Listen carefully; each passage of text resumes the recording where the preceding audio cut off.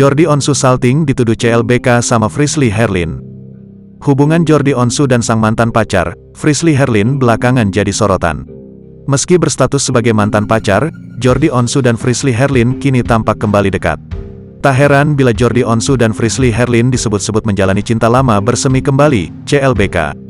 Hal itu bak tak terbantahkan lantaran Jordi Onsu dan Frisly Herlin kembali pamer foto kemesraan di media sosial.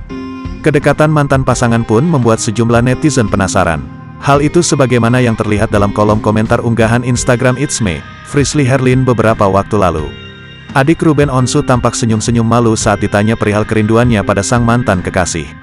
"Kemarin gue lihat posting di Instagram sama mantan, kenapa Jor? Kangen ya?"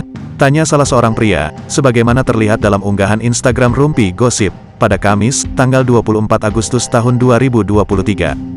Mendapat pertanyaan tersebut, Jordi Onsu tampak tertawa malu.